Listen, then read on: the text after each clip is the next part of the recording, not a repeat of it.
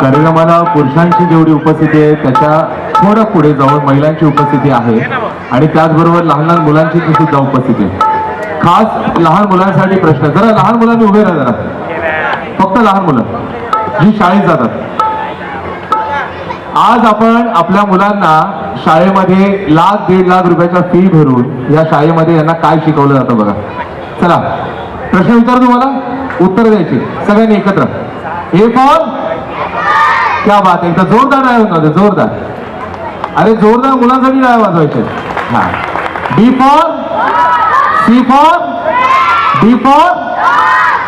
1.5 लाखाच्या फी भरून शाळेत मुलांना हे शिकवलं जातं. A for apple, B for ball, C for cat, D for dog.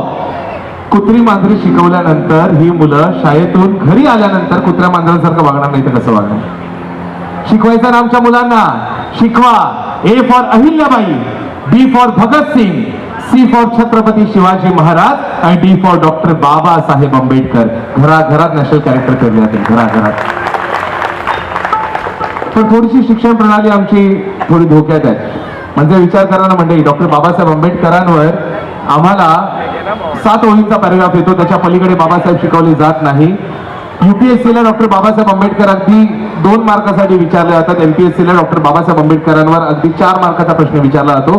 त्याच्या पलीकडे डॉक्टर बाबासाहेब आंबेडकर आम्हाला कधी शिकवले जात नाही. अहो एवढंच काय, तर ज्या डॉक्टर बाबासाहेब आंबेडकरांना जात आडवी आली म्हणून वर्गाच्या बाहेर बसून शिकावं लागलं, त्याच डॉक्टर बाबासाहेब आंबेडकरांचं नाव जगातल्या सगळ्यात मोठ्या युनिव्हर्सिटीच्या प्रवेशद्वारावर सुवर्ण अक्षराने लिहिलं गेलंय. ही सगळ्यात मोठी श्रीमंती आपल्या समाजाची आहे डॉक्टर बाबासाहेब आंबेडकर.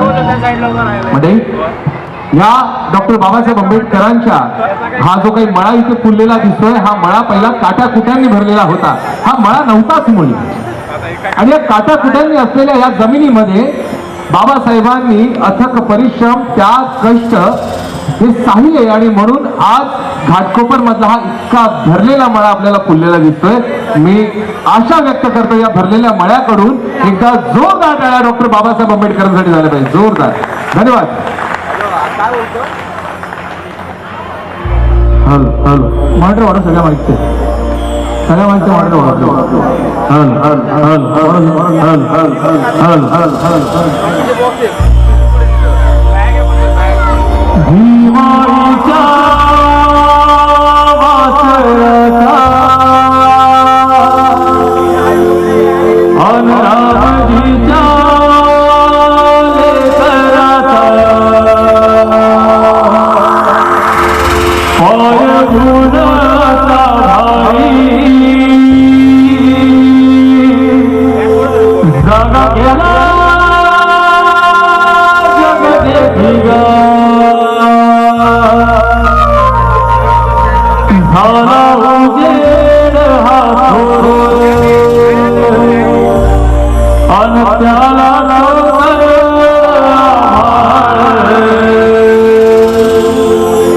हे दुबळ्याला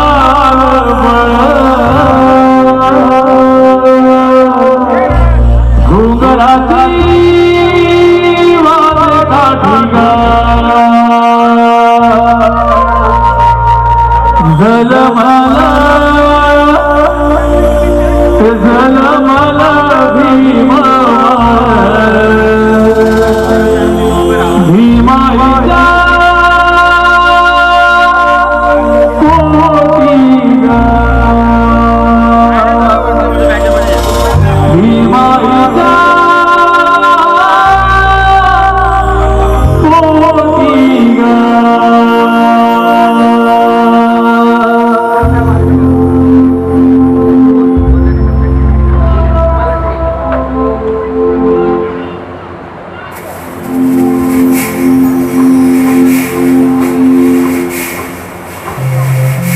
माझा आवाज पोहोचतोय तुमच्यापर्यंत. माझा आवाज पोचतोय का तुमच्यापर्यंत? पोचतोय का? मला नाही वाटत रे तसं, खरंच नाही वाटत.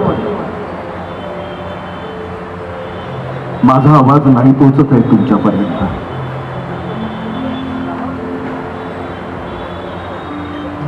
मी पुत्र भीमाई रामजीचा. भीमाई माझी माता, रामजी माझे पिता. पिता माझे सुभेदार मिलिटरीत इंग्रजांच्या. पाहतो ते इंग्रजांचं जीवन जवळून, त्यांच्या स्त्रिया, मुलंबाळ, त्यांचं राहणं शिस्तीचं. अनुभवाने होतो मनुष्याला. तसे भक्तिपारायण होते माझे पिता. कबीरांचा होता प्रभाव. कबीर प्रतीक प्रेमाचा, माणूस माणूस जोडण्याचा, प्रेममय माणूस, आनंदी सुखद वातावरणात महूचा जन्म झाला माझा. मी रत्न 14 म्हणजे माझ्या आई वडिलांचा पुत्र 14वा, म्हणजे 14वं बाळंतपण माझ्या आईचं. 14वं. इतकी मुलं का? कशासाठी? प्रश्न पडतो आज मला की बाळंतपणानेच तर नाही ना ओढावला मृत्यू माझ्या आईवर. जन्माच्या 5व्या वर्षी गेले सोडून मला माझी आई. आई असते माया, आई असते ममता, आई असते आदर्श, आई असते स्पर्श, आई असते दर्शन साऱ्या विद्येचं, जी घडवते लेकरात जगाला सामोरी जाण्यासाठी पडतीच नव्हती. आई विना बाळ नव्हती. आई विना. आई मागे लालन पालन केलं माझ्या आतेला मीराबाई. नवऱ्याची पटत नव्हतं म्हणून राहत होती आमच्या कुटुंबात. बहीण माझ्या पित्याची. भाऊ थोडा सोडून देणार आहे बहिणीला. नाही तशी तीही होती दयाळू, अडीअडचणीला मदत करणार. आई मागे तिनेच वाढवलं मला मायेनं. बळ म्हणत असे मी तुला. बळ म्हणजे आई.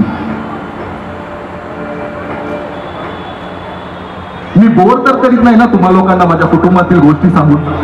बोर करतोय का? नाही. तुमचे चेहरे विषण्ण वैतागले. विसरलो नाही मी तुमचे शब्द. मळब दाटून आलंय आभाळभर कुंठित झाली मती. मळब कुंठित मस्त ठाशीव शब्द आणि या शब्दांवरची तुमची मांड घट्ट मस्त. मराठी माणूस, मराठी माती, अभिजात मराठी महाराष्ट्राची. महाराष्ट्र विग्रह करून पहा. महान अधिक राष्ट्र महाराष्ट्र. पुत्र महाराष्ट्राचा शूर लढवय्या महार लढला केवळ घोटभर पाणी सन्मानानं पिता यावं म्हणून. महारचा संग्राम विसरला ती काय? अरे आठवत इतिहासाची पान. जनावरांनी पाणी प्यावं खुशाल, पण मज्जाव फक्त माणसांना. ती सर्व माणसं आणि आम्ही कोण? आम्ही ही माणसं, पण विशिष्ट जातीची, त्यांच्या मनोवादात न बसणारी क्षुद्र अतिक्षुद्र. का का म्हणून ठरवण्यात आला आम्हाला क्षुद्र अतिक्षुद्र आणि केलं सर्व सुखांपासून वंचित? ते आमचे लागत नव्हते कुणी की आम्हीच नव्हतो त्यांचे कुणी. ते परके आमच्यासाठी आणि आम्ही परके त्यांच्यासाठी इतके की विहिरीचं पाणी प्यालो म्हणून मारलं मला मरेपर्यंत. ही माझ्या लहानपणीची गोष्ट. ते एक सोडा, पण मोठेपणी प्राध्यापक एक प्रतिष्ठित व्यक्ती रे, पण तिथेही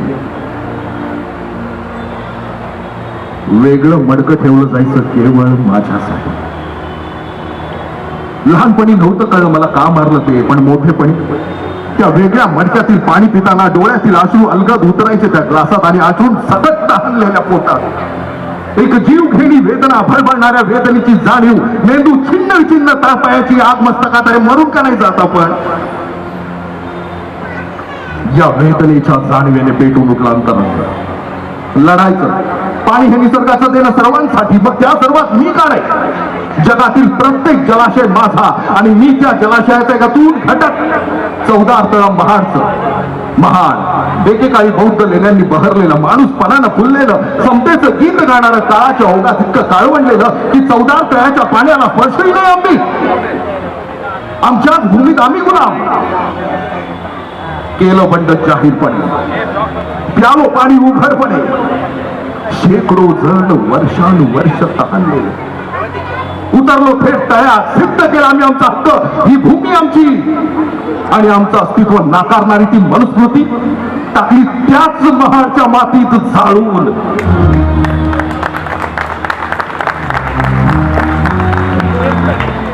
तेव्हा उमटला असेल का रेशमेत बुद्धांच्या चेहऱ्यावर?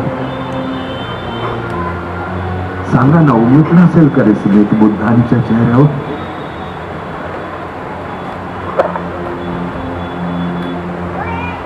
सगळं काही दिलंय रे मी तुम्हाला, सर्व दिलंय तुम्हाला. बुद्धाचा धम्म दिला, भारताचं संविधान दिलं. फक्त तुम्हाला आचरणात आणण्याची गरज आहे. मी म्हटलं होतं शासन करती जमात व्हा. प्रयत्न करताय का रे तुम्ही? करताय प्रयत्न? मी म्हटलं होतं शिका, संघटित व्हा, संघर्ष करा. कशासाठी संघटित होत आहे? कोणता संघर्ष करताय? नाही रे, नाही, बघवत नाही रे मला हे, खरंच बघवत नाही मला हे.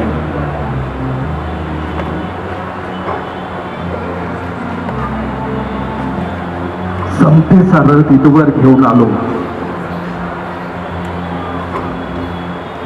याला पुढे घेऊन जायची जबाबदारी तुम्हा सर्वांच्या खांद्यावर आहे रे.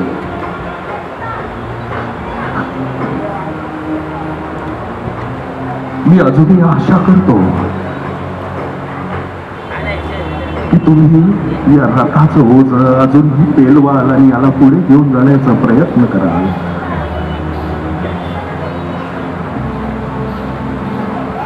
मगाशी म्हणालो होतो, माझा आवाज येतोय का तुम्हाला? ते यासाठी म्हणालो होतो, नाही रे येत रे माझा आवाज तुमच्यापर्यंत नाही पोहोचत आहे. अजूनही वेळ गेलेली नाही, सावध व्हा.